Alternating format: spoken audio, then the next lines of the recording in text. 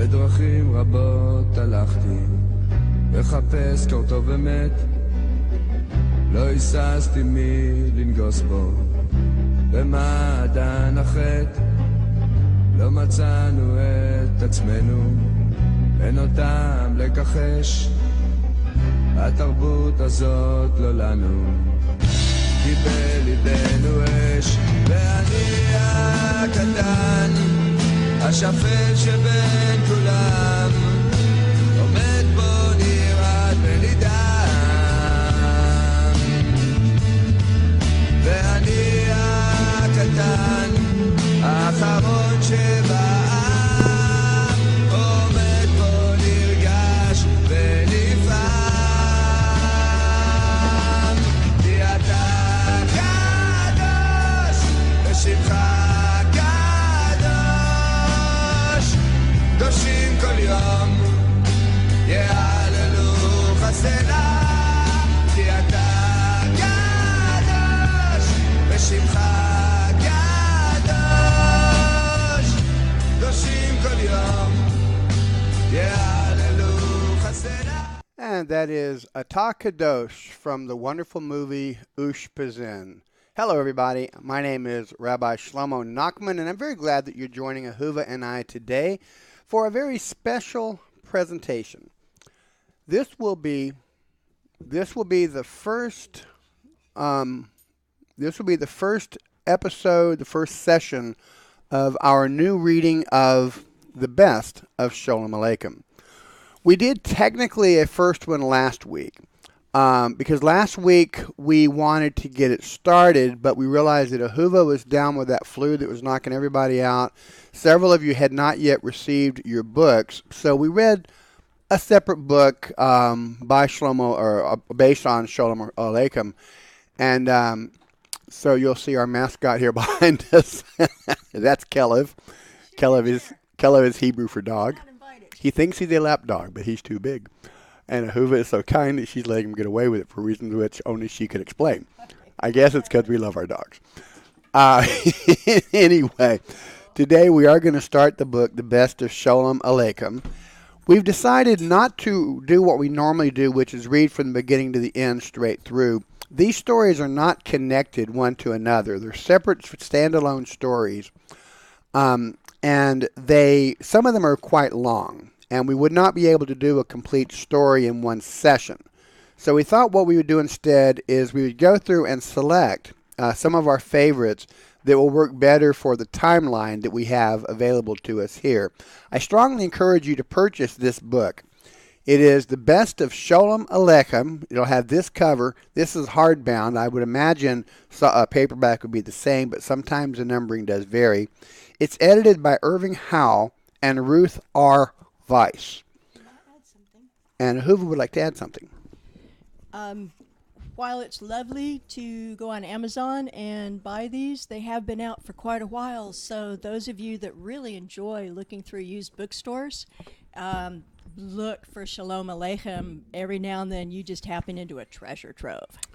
That's true. In fact, Ahuva came home from our local synagogue the other day and told me they're giving away books because they're trying to clear out a library section, and I went up there and came home with like 8 volumes of his stories, which we may include those during this period of readings of Sholom Aleichem. But this particular book is by Jason Aronson Incorporated, Northville, New Jersey, and London. As far as copyright issues, in my opinion, what? Most recently, 89. Yeah. In my opinion, we do have the right to use this book under the fair use trade quality. If you go to my website and follow the links to live broadcast, you will find my explanation for why I believe that each of the texts that we choose to use here, with or without permission, we do have a legal right to use. This copyright was originally in 1979, and then this particular version came out in 1989. So I do believe that as we're using this for educational purposes of Jewish education, understanding, and bridge building between the various people groups, we are allowed to use this book under the title of common rights usage, common right law. So I believe that we have the right to do that. As we go through this material, the reason we chose this book, we often in our broadcast, people, including myself, refer to the wonderful movie Fiddler on the Roof. Fiddler on the Roof is an awesome film, and it is the epitome, I think, of what it was like to live in a true Jewish community around the turn of 2 centuries ago now. So it's a wonderful, wonderful storyline. I'm considering showing that movie in Hangouts for everyone.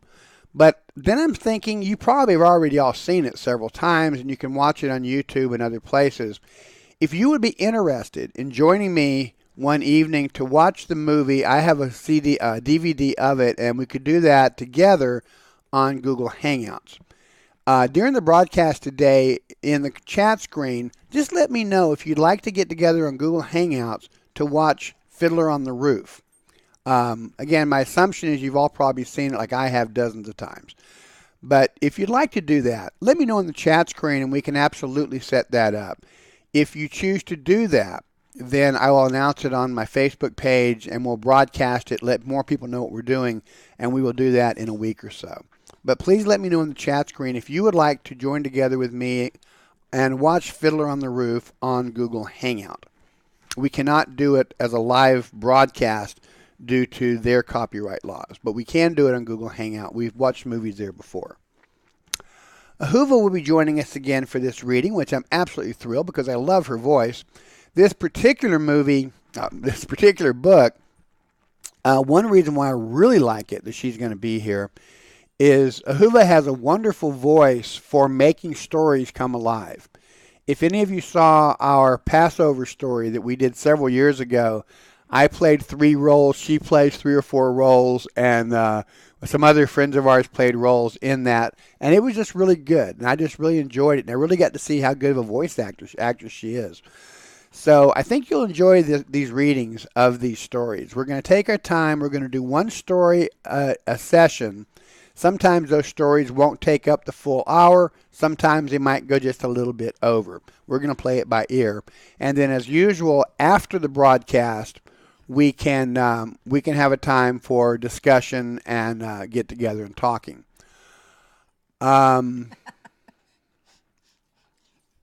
It still says live in 3 hours, Mary. It should not say that. I checked it just before I started. The problem was that when I originally set this up, I did not click the button to change the time zone. And so it defaulted to Pacific time, where I used to live at in the Pacific Coast. So I changed them all to Eastern time, but that's why it will be 3 hours off, because we're 3 hours in the East Coast here from Pacific time. Hopefully people will be able to find us. I'd like to welcome Shoshi Randalls and Susan Connor. And let's see, Jamie Lee is here. Hi, Jamie. Glad you're joining us. Lance Corporal Toby is here with us. Mary DeHart. Guy on Facebook, I guess that's what the FB is. Frank Guy is here with us. Stephen Ewing says shalom. Lance Corporal Toby says, I think I can watch Fiddler on the Roof on Amazon Prime. Sometimes Amazon Prime has it free. Sometimes they don't. If they have it, you can certainly watch it there. Stephen says, I would not mind watching it again. It's a fun movie. I've watched it several times. In fact, we just watched it a few weeks ago. We still had a lot of our CDs and stuff in boxes in the garage, and I pulled them out, and we've been going through some of the old movies again. So let me know if people would like to watch it. Stephen, it would be one vote for, I'll watch. If any of you would like to see it, let me know. Yeah, I'm an Amazon Prime member also. It's a good deal. Let's see. Why is chat working but no one on the video? I don't understand your question, Mary. Chat should be working. I'm seeing chat comments here. This time it's only Ahuva and I on the video. Donald doesn't join us. Are you saying that you don't see the video? Can people see me? You see it over there, right? Yeah. Yeah, Ahuva on her computer said it's up, so I think we're okay. And once again, if you went to YouTube to find his channel, to find this, you're not in the right place. I don't know why, but... It did it again? It did it again. So if you go to Facebook and click on his Facebook link, it works, and it takes you right to the YouTube video that is now streaming, and unfortunately only people who did that can hear me. Well, that's a bummer. I thought I had that fixed. Thank you for that. We'll keep working on it. I've got friends who are really knowledgeable about this stuff, including Rabbi A, so I'm going to talk to somebody and see if I can get some pointers. I thought I had it. I really did. I did some test runs and everything seemed fine. Sorry about that, Mary. David Brown is here and says, yes, Kathy and I would love to see Fiddler on the Roof. Kathy says, I would enjoy seeing the movie again. Susan says, love that movie, but must have a pause button. Laugh out loud. It's pretty long. There is in the three-quarters of the way through, they have one of those built-in intermissions like they used to have in a lot of older movies. But I can't really pause it every time everybody needs to get up and leave, I'm afraid. Ahuva has posted the link for Are You Here to be sure that you can see it. Kathy says, Shalom. Mary says, okay, I'm here now. Okay, great, Mary. We're glad that you're here. Sorry you had a problem. I'm still trying to work out the snares on this. The best thing, I think, is always going to be to go to my Facebook page and click the link there, because each time we've had a problem, that link has worked. So that's... Shouldn't be the case, but it seems to be. Shouldn't be the case, but it seems to be. That's the best that I can tell you.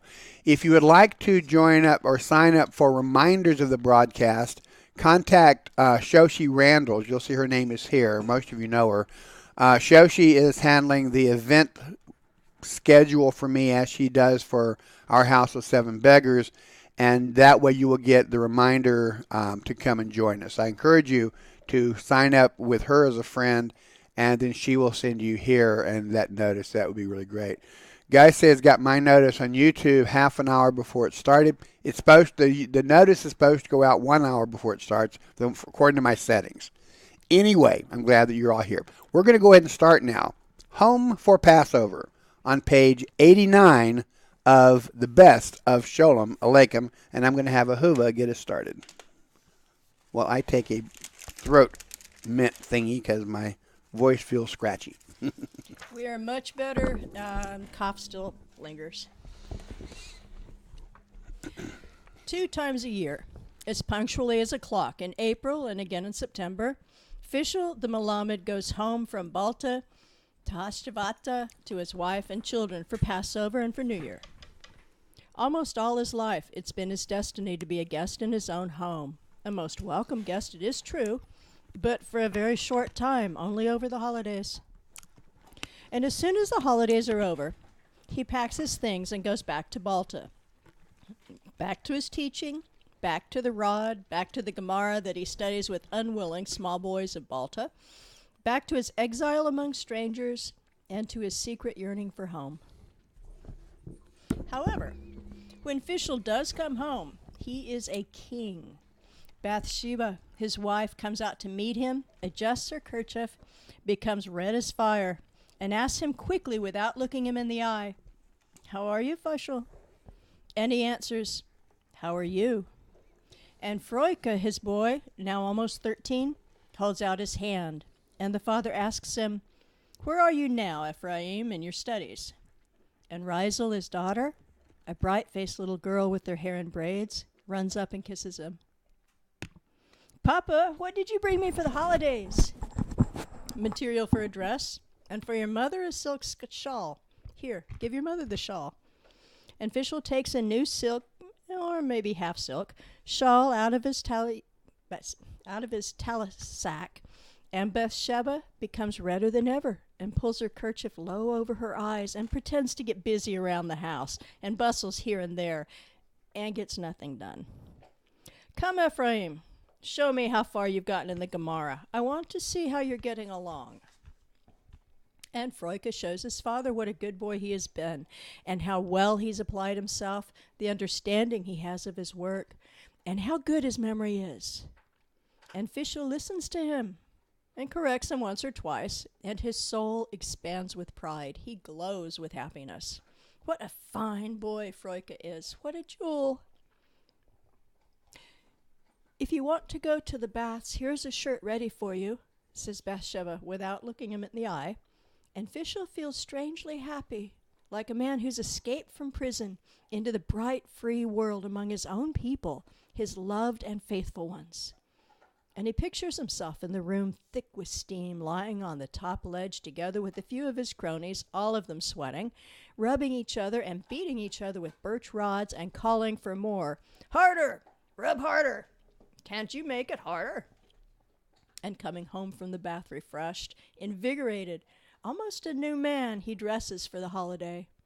He puts on his best gabardine with the new cord and steals a glance at Bathsheba in her new dress with that silk shawl and finds her still a presentable woman, a good, generous, pious woman. And then with Froika he goes to the synagogue. There, greetings fly at him from all sides. Well, well, Reb Fishel, how are you? How's the Malamud? The Malamud is still teaching. What's happening in the world? What should happen? It's still the same old world. What's it doing in Balta? Balta is still Balta. Always, every 6 months, the same formula, exactly the same, word for word. And Nissel the cantor steps up to the lectern to start the evening services. He lets go with his good, strong voice that grows louder and stronger as he goes along. Fishel is pleased with the performance. He's also pleased with Froika's. The lad stands near him and prays with feeling. And Fishel's soul expands with pride.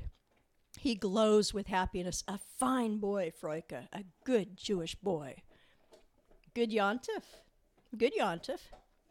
Good Yontif to you. They're home already, and the Seder is waiting.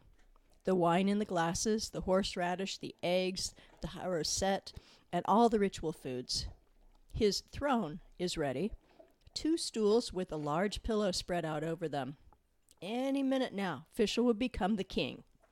Any minute, he will seat himself on his royal throne in a white robe, and Bathsheba, his queen, with her new silk shawl, will sit at his side. Ephraim, the prince, in his new cap, and Princess Razel in her braids will sit facing them. Make way, fellow Israelites. Show your respect. Fishel the Malamud has mounted his throne. Long live Fishel.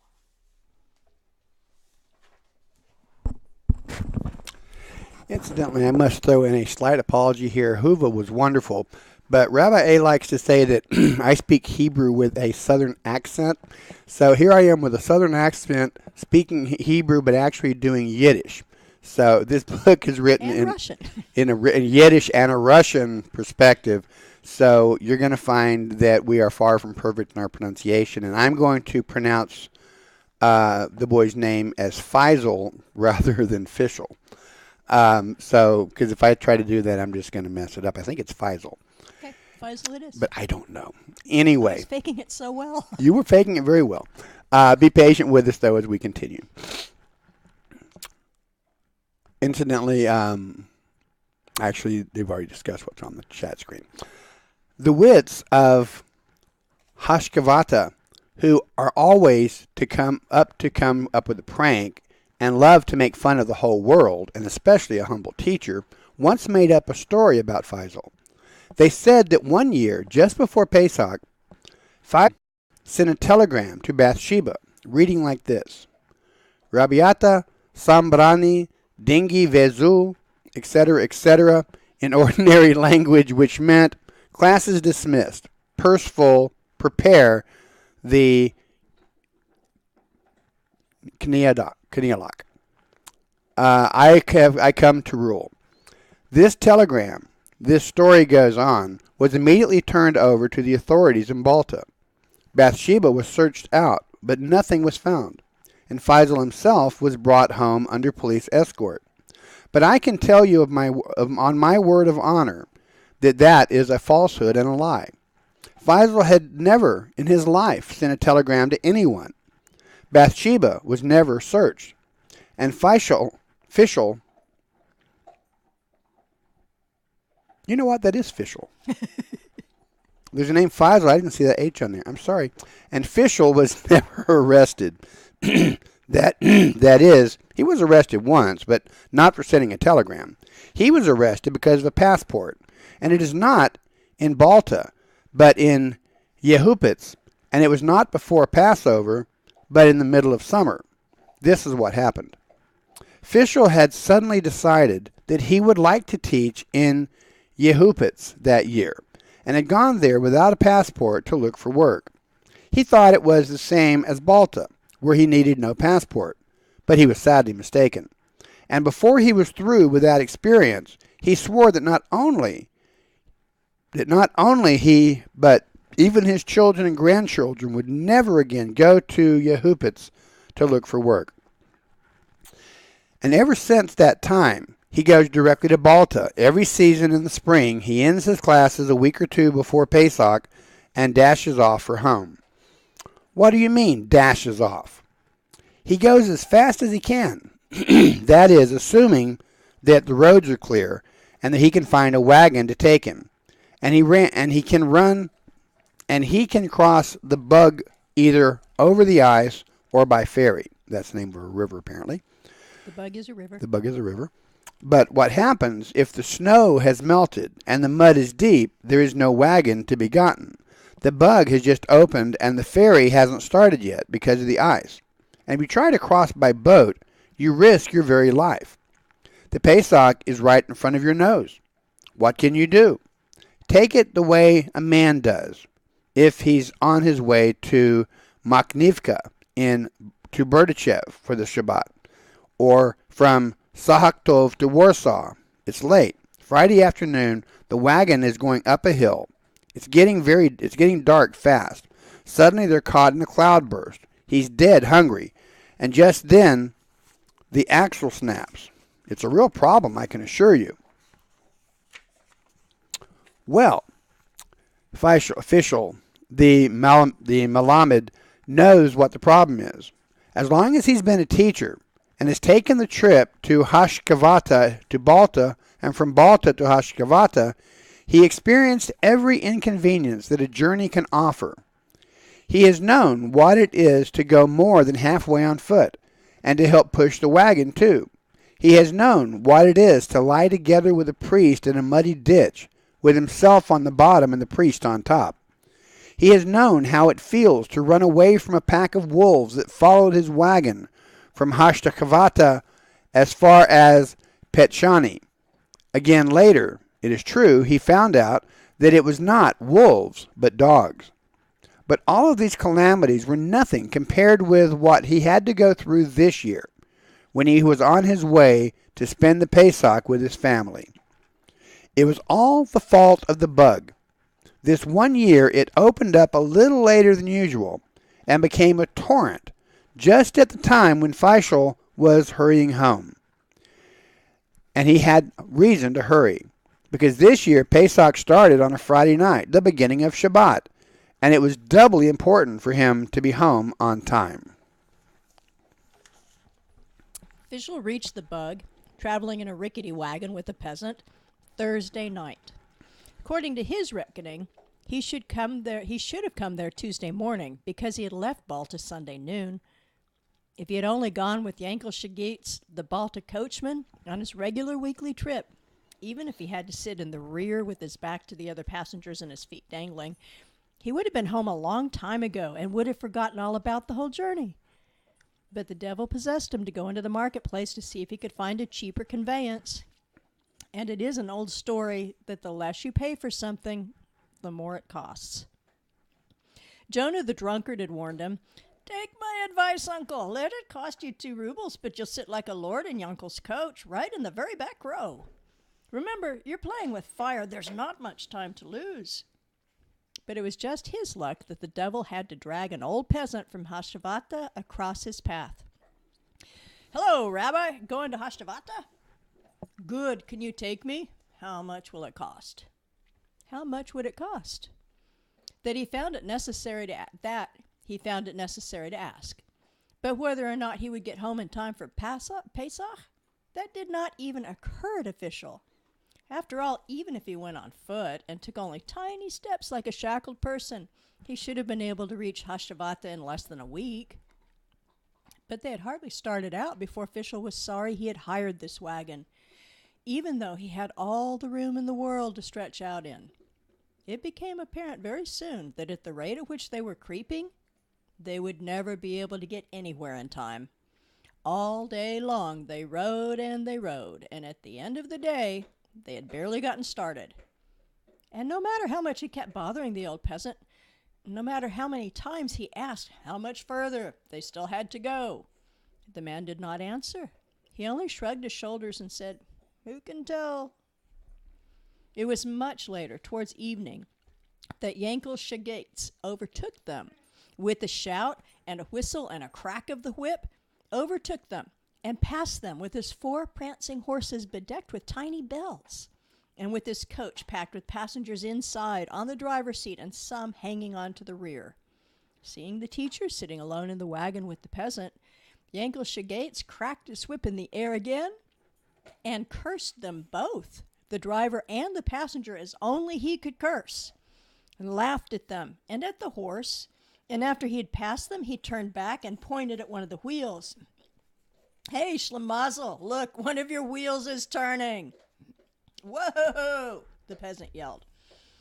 And together the driver and passenger climbed down and looked at every wheel, at every spoke, and crawled under the wagon, searching everywhere, and found nothing wrong. Realizing Yankel had played a trick on them, the peasant began to scratch the back of his neck, and at the same time he cursed Yankel and every other Jew on earth with fresh new curses that Fishel had never heard in all his life. He shouted louder and louder, and with every word, and with every word grew angrier and angrier. "Bad luck to you, Jew! I hope you die! I hope you never arrive! Every one of you die! You and your horse, and your wife and your daughter, and your aunts and your uncles and your cousins and your second cousins, and all the rest of you cursed Jews." It was a long time before the peasant climbed into his wagon again and was ready to start. But even then he was still angry. He couldn't stop yelling. He continued to heap curses at the head of Yankel Shagates and all the Jews, until with God's help they came to a village where they could spend the night. The next morning, Fishel got up very early, before dawn, and said his morning prayers, and read through the greater part of the book of Psalms, had a bagel for breakfast, and was ready to go on. But Fyodor was not ready. Fyodor had found an old crony of his in the village, and had spent the night with him drinking and carousing. Then he slept the greater part of the day and was not even ready to start till evening. "Now look here, Fyodor," Fishel complained to him when they were in the wagon again. "The devil take you and your mother. After all, Fyodor, I hired you to get me home for the holidays. I depended on you. I trusted you." And that was not all he said. He went on in the same vein, half pleading, half cursing, in a mixture of Russian and Hebrew, and when words failed him, he used his hands. Fyodor understood well enough what Fishel meant, but he did not answer a word, not a sound, as though he knew that Fishel was right. He was as quiet and coy as a little kitten, until on the 4th day, near Peshchani, they met Yankel Shagates on his way home, on his way back from Hashavata, with a shout and a crack of the whip, and this good piece of news: "You might just as well turn back to Balta. The bug has opened up." When Fishel heard this, his heart sank. But Fyodor thought Yankel was making fun of him again, and began to curse once more with even greater vigor and originality than before. He cursed Yankel from head to foot. He cursed every limb and bone of his body, and his mouth did not shut up until Thursday evening, when they came to the bug. They drove right up to Prokop Bereniuk, the ferryman, to find out when he would start running the ferry again. And while Fyodor and Prokop took a drink and talked things over, Fishel went into a corner to say his evening prayers. By the way, Guy makes a funny comment. He says, "Just imagine how I would sound trying to pronounce words in my West Virginia hillbilly Jersey accent." Laugh out loud. It's tougher than you might think sometimes. Chapter 3. The sun was beginning to set. It cast its fiery rays over the steep hills on both sides of the river, in spots still covered with snow and spots already green, cut through with rivulets and torrents that bounded downward, downhill, and poured into the river itself, with a roar where they met, with the running water from the melting ice. On the other side of the river, as if on a table, lay Hashkevata, its church steeple gleaming in the sun like lighted candle. Standing there and saying his prayers with his face towards Hashkevata, Fishel, the dude covered his eyes with his hand and tried to drive from his mind the tempting thoughts that tormented him. Bathsheba with her new silk shawl, Froika with his Gemara, Rizel with her braids and the steaming bath, and fresh matzah with strongly scented seasoned fish, and fresh horseradish that tore your nostrils apart, and Pesach borscht that tasted something like paradise, and other good things that man's evil spirit can summon. No matter how much Fishel drove these thoughts from his mind, they kept coming back like summer flies, like mosquitoes, and they did not let him pray as a man should. And when he finished his prayers, Fishel went back to Prokop and got into a discussion with him about the ferry and the approaching holiday, explaining to him half in Russian, half in Hebrew, and the rest of it with his hands, how important a holiday Pesach was to the Jews, and what it meant when Pesach started on a Friday evening. And he made it clear to him that if he did not cross the bug by that time tomorrow, all would be lost, in addition to the fact that at home everybody was waiting for him, his wife and children. And here Fishel gave a heart-rending sigh. If he did not cross that river before sunset, then for 8 whole days he would not be able to eat or drink a thing. He might as well throw himself into the river right now. At this point, Fishel turned his face aside so that no one could see that there were tears in his eyes. I think he was a bit of an actor as well. Prokop Baranyuk understood the plight that poor Fishel was in, and he answered that he knew that the next day was a holiday. He even knew what the holiday was called, and he knew that it was a holiday when people drank wine and brandy. He knew of another Jewish holiday, too, when people drank brandy as well, and there was a third when they drank still more. In fact, they were supposed to become drunk. He's talking about Purim. But what they called that day he had forgotten. Good. That's very good, Fishel interrupted him with tears in his voice. But what are we going to do now? What if tomorrow, God spare the thought, beyond that, poor Fishel could not say another word? For Prokop had no answer. All he did was point to the river with his hand, as if to say, well, see for yourself. And Fishel lifted his eyes, and beheld what his eyes had never before seen in all of his life. And he heard what his ears had never heard. For it can truthfully be said that never before had Fishel actually seen what the out of doors was like. Whatever he had seen before had been seen at a glance, while he was on his way to someplace else. A glimpse snatched while hurrying from cheder to synagogue, or from synagogue to cheder. And now, the sight of the majestic blue bug between in 2 steep banks, the rush of its spring freshets tumbling down on the hills, and roaring river like itself does, and dazzling splendor of the setting sun, the flaming church steeple, the fresh, exhilarating odor of the spring earth in the air, and above all, the simple fact of being so close to home and not being able to get there. All of these things together worked Fishel strangely. They picked him up, and they lifted him as though on wings, and they carried him off to a new world, a world of fantasy. And he imagined that to cross the bug was the simplest thing in the world, like taking a pinch of snuff. if only the Eternal cared to perform a tiny miracle and to rescue him from his plight.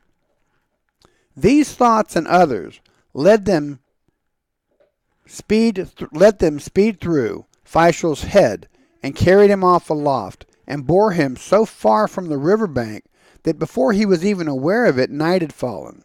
The stars were out, a cool wind had sprung up and had stolen it under his gabardine and ruffled his undershirt.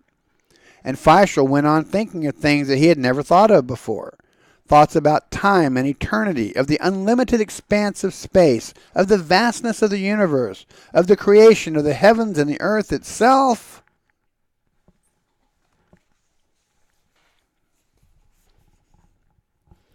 It was a troubled night that Fishel the Malamud spent in the hut of Prokop the ferryman.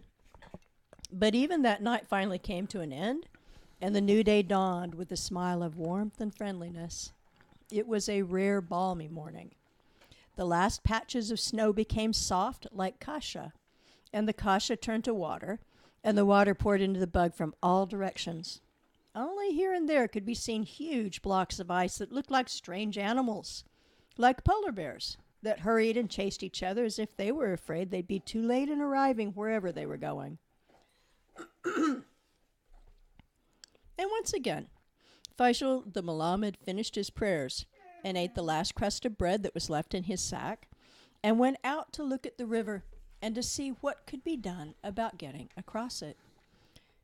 But when he heard from Prokop that he would be lucky if the ferry could start Sunday afternoon, he became terrified. He clutched his head with both hands and shook all over. He fumed at Prokop and scolded him in his own mixture of Russian and Hebrew. Why had Prokop given him hope the night before? Why had he said they might be able to get across today? To this, Prokop answered coldly. He had not said a word about crossing by ferry. He had only said they might be able to get across, and this they could still do. He could take him over anyway, if he wanted to, in a rowboat or on a raft, and it would cost him another half ruble, not a kopeck more. "Have it your own way," sobbed Fishel. "Let it be a rowboat. Let it be a raft. Only don't make me spend the holiday here on the bank." That was Fishel's answer. And at the moment, he would have been willing to pay 2 rubles, or even dive in and swim across, if he could only swim. He was willing to risk his life for the Holy Passover. And he went after Prokop heatedly, urged him to get out the boat at once and take him across the bug to Hashavata, where Bathsheba and Froika and Razel were waiting for him. They might even be standing on the other side now, there on the hill, calling to him, beckoning, waving to him. But he could neither see them nor hear their voices, for the river was wide, so fearfully wide, wider than it had ever been before.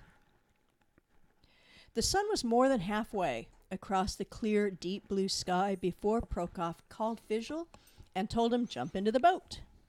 And when Fishel heard these words, his arms and his legs went limp. He didn't know what to do. In all his life, he'd never been in a boat like that. Since he was born, he'd never been in a boat of any kind. And looking at the boat, he thought any minute it would tip to one side and Fishel would be a martyr.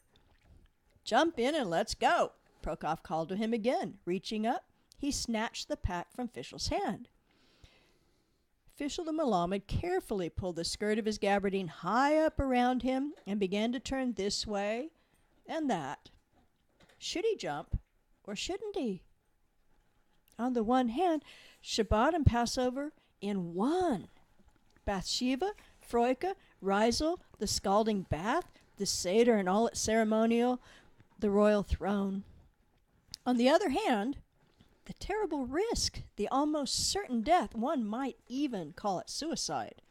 Because after all, if the boat tipped only once, Fishel was no more.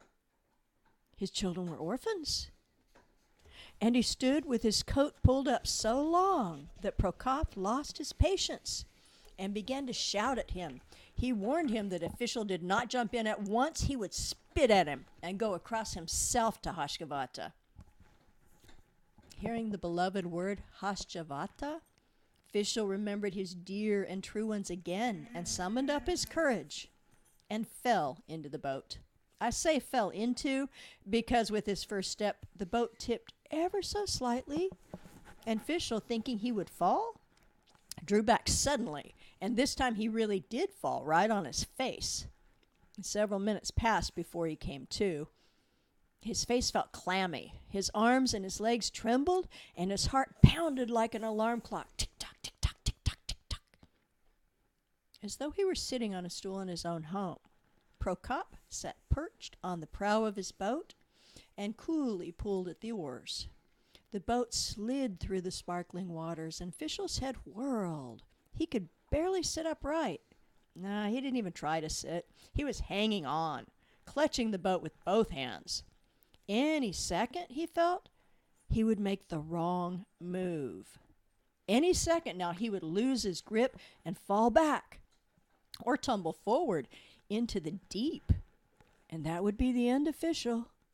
And at this thought, the words of Moshe's song in Exodus came back to him. They sank as lead in the mighty waters.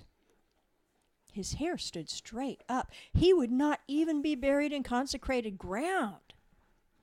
And he made a vow. But what could Fishel promise? Charity? He had nothing to give. He was such a poor, poor man. So he vowed that if the Lord brought him back home in safety, he would spend the rest of his nights studying the Holy Writ. By the end of the year, he would go page by page through the entire 6 orders of the Talmud. If only he came through alive. Fishel would like to have known if he was still far from the other shore, but it was just his luck to have sat down with his face to Prokop and his back to Hashtivata. And to ask Prokop, he was afraid. He was afraid even to open his mouth. He was so sure if he so much as moved his jaws, the boat would tip again, and if it did, where would Fishel be then? And to make it worse, Prokop suddenly became talkative. He said the worst time to cross the river was during the spring floods. You couldn't even go in a straight direction. You had to use your head. Turn this way and that, and sometimes you even had to go back a little and then go forward again. There goes one as big as an iceberg, Prokop warned. It's coming straight at us, and he swung the boat back just in time to let a huge mass of ice go past with a strange roar. And then Fishel began to understand what kind of trip this was going to be. Take it from there. Ho, look at that! Prokop shouted again and pointed upstream. Fishel lifted his eyes slowly, afraid to move too fast, and looked, but saw nothing. All he could see anywhere was water, water and more water. There comes another. We'll have to get past it. It's too late to back up. And this time, Prokop worked like mad. He hurled the boat forward through the foaming waves, and Fishel became cold with fear. He wanted to say something, but was afraid. And once more, Prokop spoke up. If we don't make it in time, it's just too bad. What do you mean, too bad? What do you think it means? We're lost, that's what. Lost? Sure, lost. What do you mean, lost? You know what I mean. We're rubbed out. Rubbed out? Rubbed out. Fishel did not understand exactly what these words meant. He did not even like the sound, lost, rubbed out. He had a feeling that it had to do with eternity, with that endless existence on a distant shore, and a cold sweat broke out all over his body, and once again the verse came to him, they sank as lead in the mighty waters. To calm him down, Prokop started to tell him a story that had happened a year before at about the same time. The ice of the bug had torn loose, and the ferry could not be used. And just his luck, one day an important-looking man drove up and wanted to cross. He turned out to be a tax officer from Uman, and he was ready to pay no less than a ruble for the trip. Halfway across, 2 huge chunks of ice broke down upon them. There was only one thing Prokop could do, and he did it. He slid in between the two chunks, cut right through in between them. Only in the excitement, he must have rocked the boat a trifle too much, because they both went overboard into the icy water. It was lucky that he could swim. The tax collector apparently couldn't, and they never found his body again. Too bad. A ruble lost like that. He should have collected it in advance. Prokop finished his story with deeply sighed, as Fishel felt an icy chill go through him, and his mouth went dry. He could not say a word. He could not make a sound, not even a squeak. Chapter 5. When they were halfway over, right in the middle of the current, Prokop paused and looked upstream. Satisfied with what he saw, he put the oars down. He put the oars down, dug a hand deep into his pocket, and pulled out a bottle, for which he proceeded to take a long, long pull. Then he took out a few black cloves, and while he was chewing on them, he apologized to Fishel for his drinking. He didn't care for whiskey itself, he said, but he had to take it, at least a few drops, or he got sick, every time he tried to cross the river. He wiped his mouth, picked up his oars, glanced upstream, and exclaimed, "Now we're in for it." In for what? Where? Fishel didn't know, but he was afraid to ask. But instinctively he felt that Prokop had been more specific, had he added something about death or drowning. That was serious. That it was serious was apparent from the way Prokop was acting. He was bent double and was thrashing like mad. Without even looking at Fishel, he ordered, "Quick, uncle, lie down." Fishel did not have to be told twice. He saw close by a towering block of ice bearing down upon them. Shutting his eyes, he threw himself face down on the bottom of the boat and, trembling all over, he began a hoarse whisper to recite Shema Yisrael, which, by the way, is supposed to be the last thing that we recite before we die. It's also a powerful thing to recite whenever you're in fear of danger. Shema Yisrael. He saw himself already sinking through the waters. He saw the wide mouth of a gigantic fish. He pictured himself being swallowed like the prophet Jonah, and as he was escaping Tarshish. And he remembered Jonah's prayer, and he quietly, in tears, repeated the words, "The water compassed me about, even to the soul. The deep was about me. The weeds were wrapped about my head." Thus sang Fishel the Malamud, and he wept bitterly at the thought of Bathsheba, who was as good as a widow already, and the children, who were as good as orphans. And all this time, Prokop was working with all of his might, and as he worked, he sang this little song. "Oh, you waterfowl, you black-winged waterfowl, you black-winged bird." And Prokop was as cool and as cheerful as if he were on dry land, sitting in his own cottage. And Fishel's encompassed about me, and Prokop's waterfowl, and Fishel's the weeds were wrapped, and Prokop's black-winged bird all merged into one. And on the surface of the bug was heard a strange singing, a duet such had never been heard on its breadth surface before.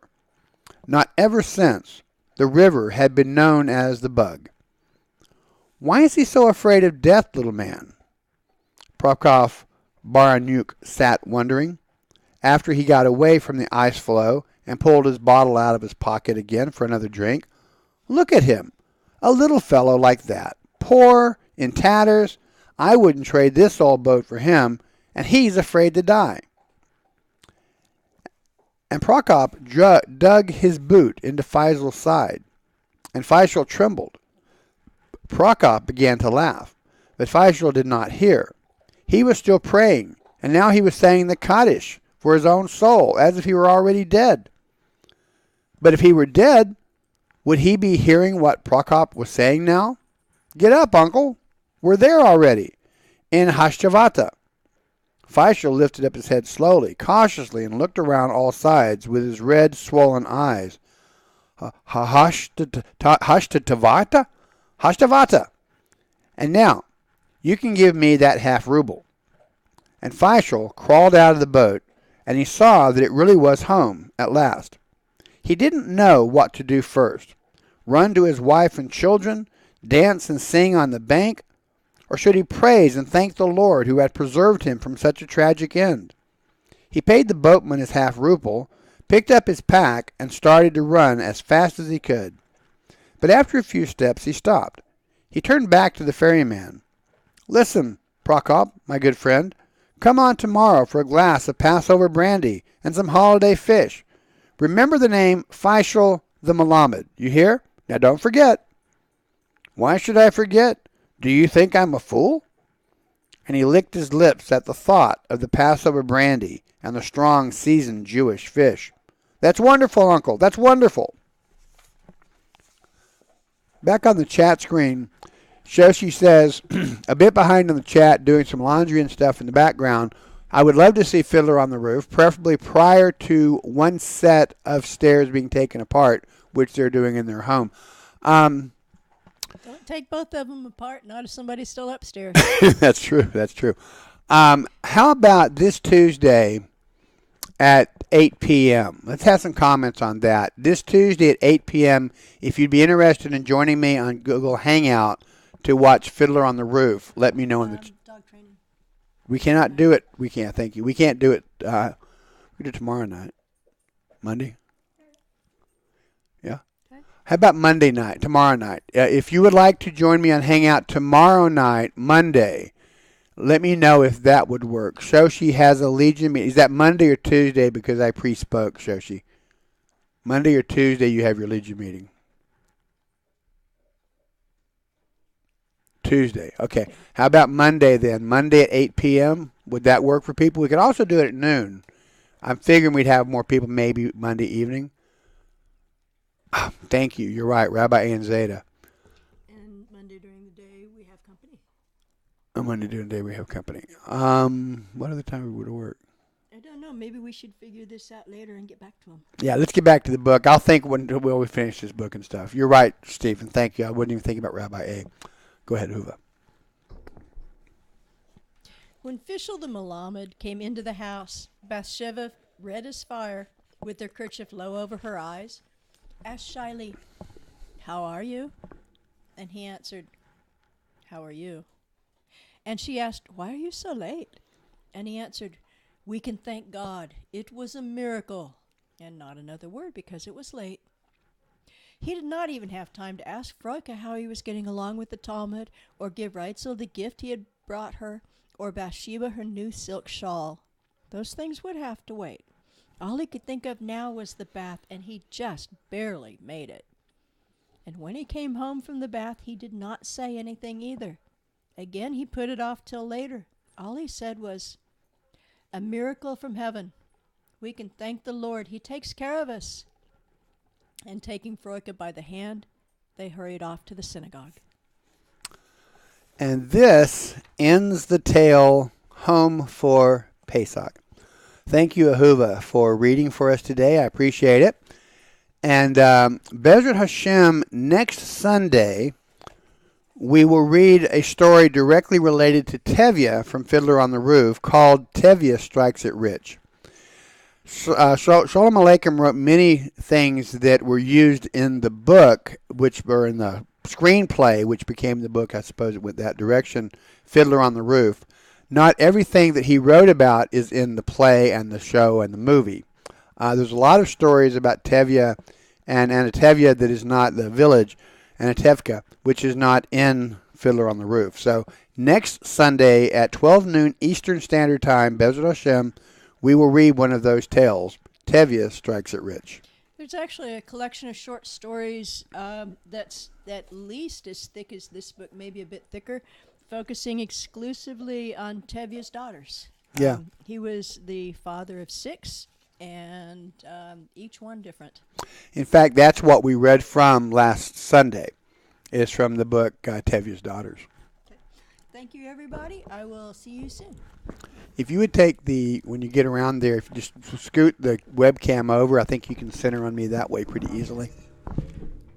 We're always trying to figure out the smoothest way to do this if she's not going to be on camera with me. A little bit more. Perfectamundo. Thank you.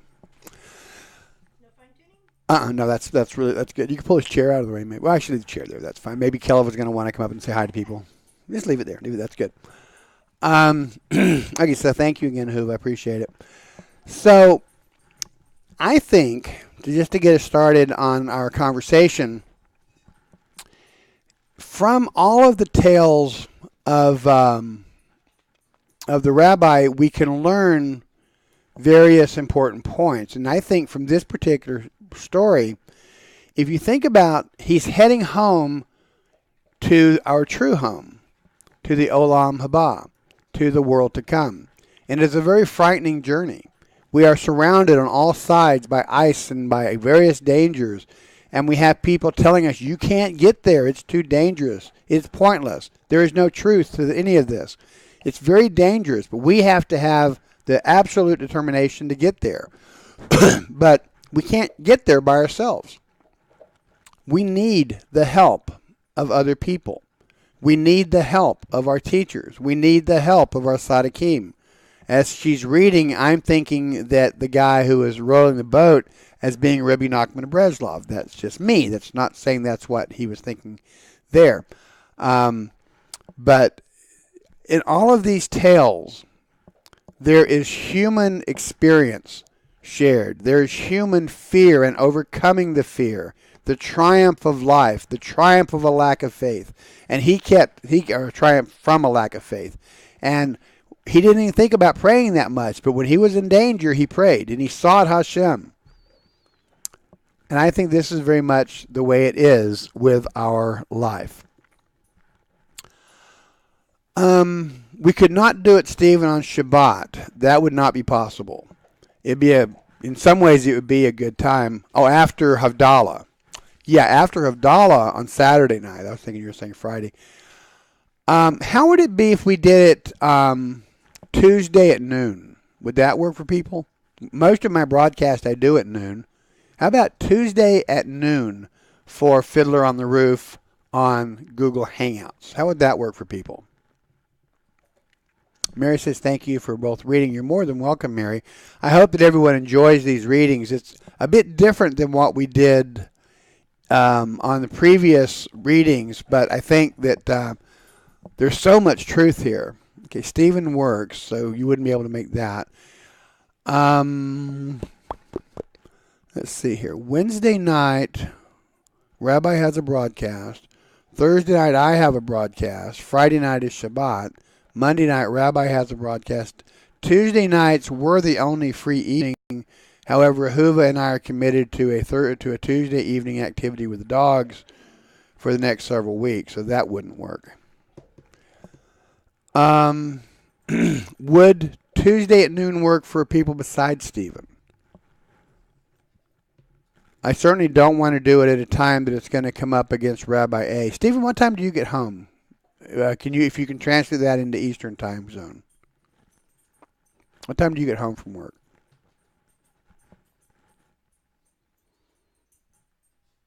Because I really would like to do this, and I would like to do this at a time that works for us all.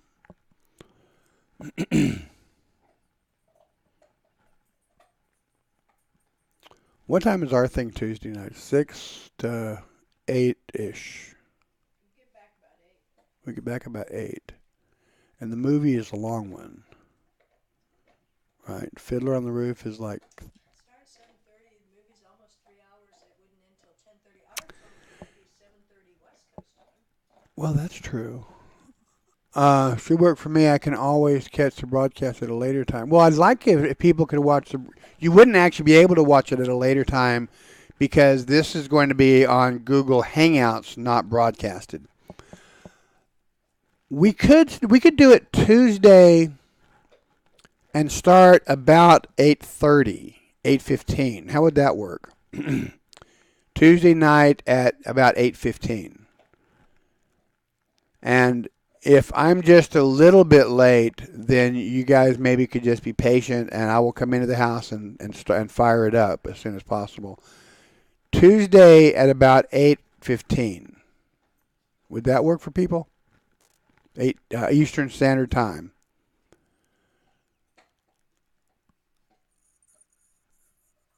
Okay, so I'm going to say anybody else. Would Tuesday night between 8 and 8:15, would that work for people? 19. That would get us done about 10:30 East Coast time,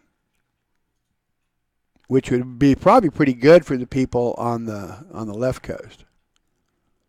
It can't be recorded. That's the problem. If it's recorded, then we're going to have to deal with copyright issues.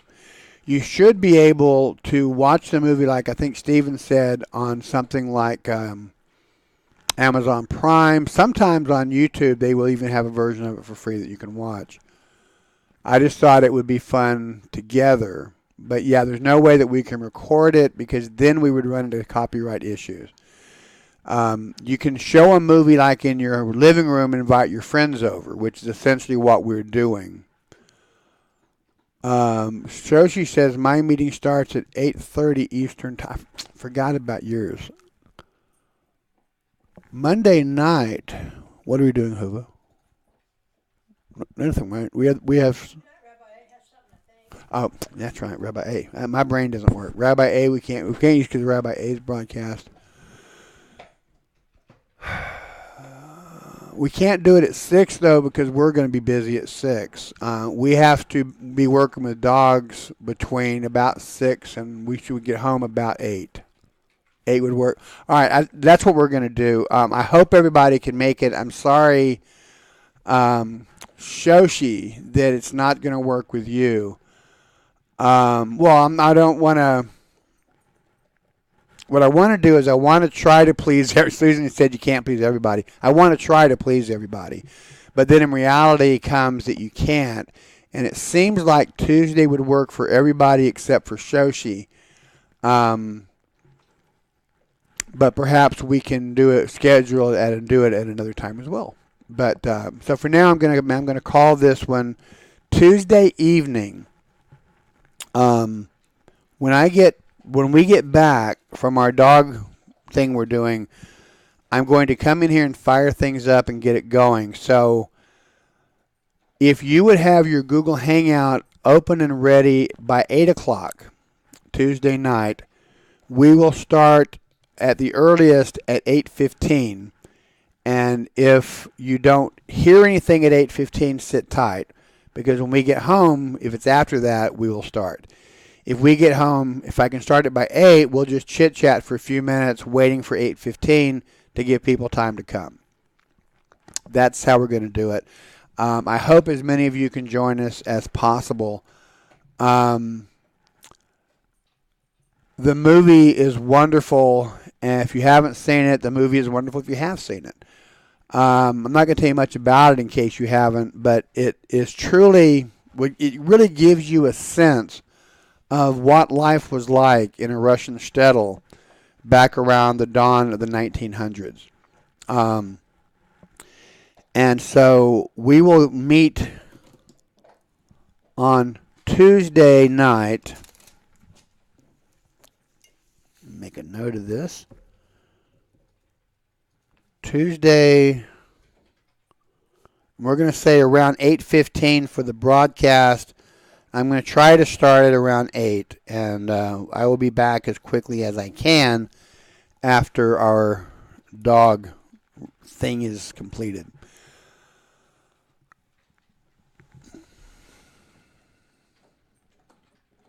Now, that's not a bad idea, Donald. That's not a bad idea at all. How about next Sunday after this broadcast? How would that work for people? In fact, how about this? How about this? How about we do it now? I'll end the broadcast, fire up Google Hangouts, and invite you all over. If you can make it today, we'll do it now. If you can't make it today, we'll do it again next Sunday. What's the issue with you on that one, Susan? Sitting too long, or why wouldn't that work with you? Shoshi, would that work for you? Would you be able to hang out today and watch it?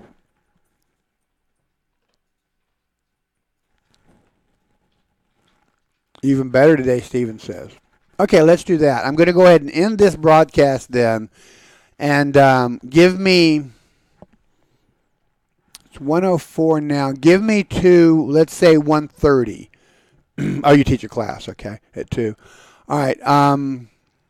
You do that every Sunday, but you say it a million times, like you said. Okay, so like you said, I can't please everybody, but this would probably work for more people. All right, so it's 1:05 here right now on the East Coast. I'm going to go ahead and end this broadcast now, and we will use most of our second hour, and then we'll extend beyond that to watch Fiddler on the Roof. If I do not have your Google Hangout, Mary says, I'm a weirdo who sleeps at night like 8 p.m. to 6 a.m. I need my attention. Oh, I got you. I have sleep apnea, and so oftentimes I can't get to sleep at what would be a good time. But, okay, I like this a lot better. So, X out what I said a moment ago. I'm going to go ahead and end this broadcast. I'm going to go set up Google Hangout, and if I do not have your Google Hangout email address, please PM it to me ASAP, and I will add you. I will approve you and then add you to the group. There's also a way on Google Hangout to get the direct link to the broadcast, assuming that I can find that, because I got to tell you, tech just has been going crazy for me lately.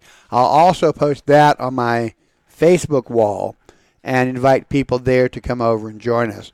We'll start at 1:30, which is about 20 minutes from now, 25 minutes from now.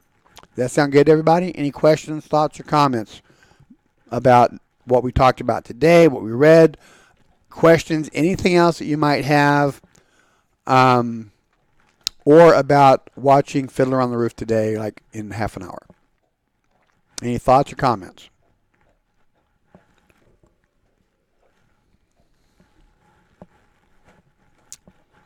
My hesitancy, by the way, with doing it today was that at 6 p.m. tonight, we have our fireside chat, which is where people are invited to just get together and chat about whatever comes up. It's a nice get-together. It's open for all the members of the House of Seven Beggars. It is for all of us at learnamunah.com. It is for all of my people and Rabbi A's people and all of us. It's for all of us. The fireside chat. If you'd like to join us for the fireside chat, again, PM me your email address on Google Hangout and let me know that you would like to join. And I assure you that you will never, ever, ever receive any spam from me, except for maybe an occasional invitation to something we're doing, but pretty much not even then, because I don't save email addresses. Once I've got them in my Google Hangout, then I don't keep them. Because I hate to be spammed. I hate to have messages sent to me that are just pointless, and I'm assuming that you're all the same way. So I will absolutely safeguard any information that you ever share with me. That I can promise you. All right, so then we're going to go ahead and close this one out. Shoshi says, looking forward to it. Would love to have all of you join us around the fire to enjoy kosher s'mores and good talk. I would love those kosher s'mores. We had those last year. We are going to, by the way, be doing I'm going to talk ourselves into a box here. We're going to not be able to watch the movie. But we are going to have our second annual retreat of our House of Seven Beggars and learnamunah.com friends in Flint, Michigan. We have not yet set an exact date for it. We're thinking the end of June for the date for that, because at that point we have a string of periods when we're not supposed to do things. So we're getting things to fit is not easy. But Rabbi A is looking at a place that we can rent individual cottages if you want to be inside of a cabin, or each cabin can have, I think it's up to 2 tents in front of it, and then we're going to try to work this out so that it'll work for as many people as we possibly can. More on that to come, but that's where we had the kosher s'mores. We brought the marshmallows for that, and boy, they were good. All right, so thank you all for watching. Until next time, God bless you, God keep you, may God cause his face to shine evermore upon each and every one of you. We're going to end with a wonderful, wonderful song from Ushpazin, and we're going to play the entire song now for our closing. If I have you on my Hangout account, I will be calling you in about 20 minutes now at 1:30 p.m. Eastern Time. God bless you, friends. We'll see you later.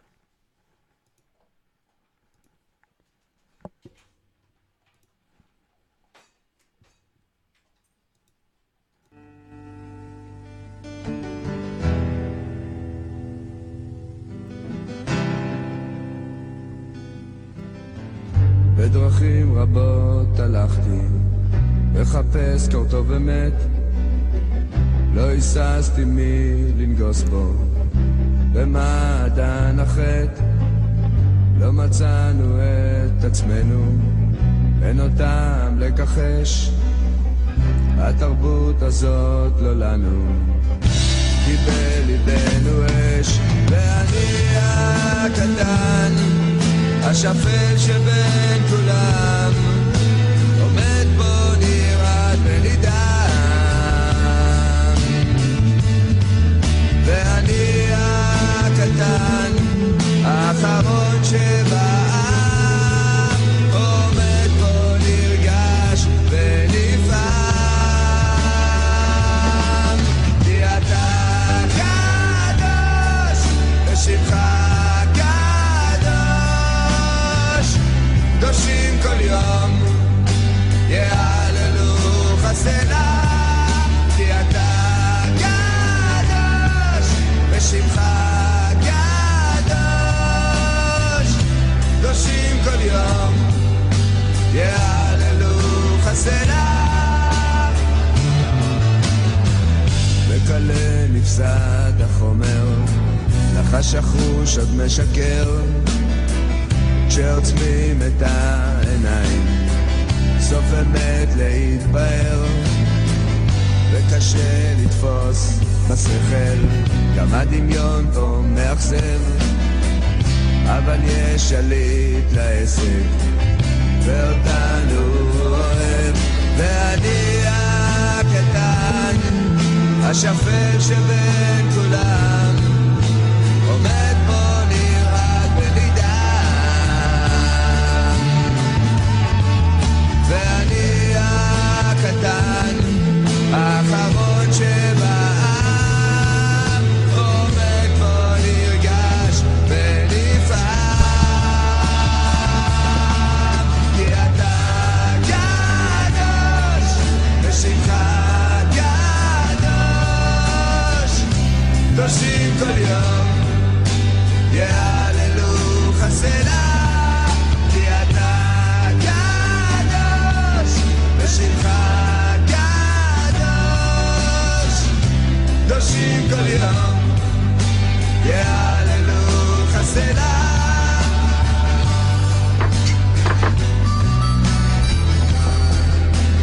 אשכנז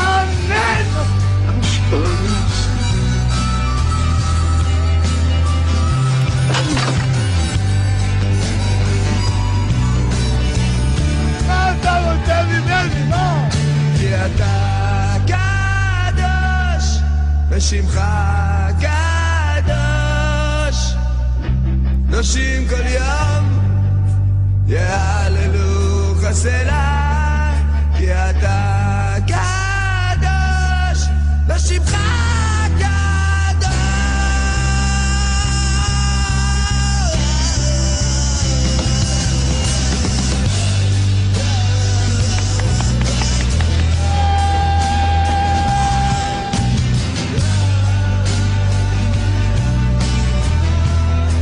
בשבילך.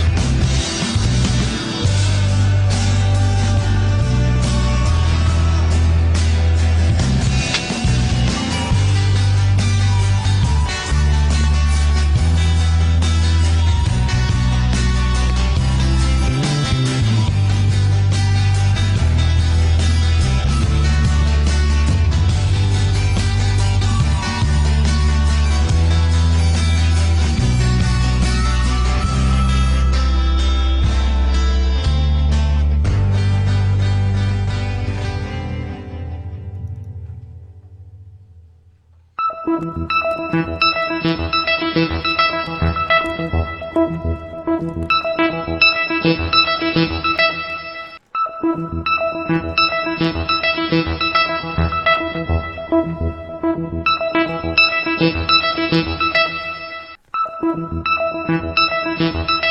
you.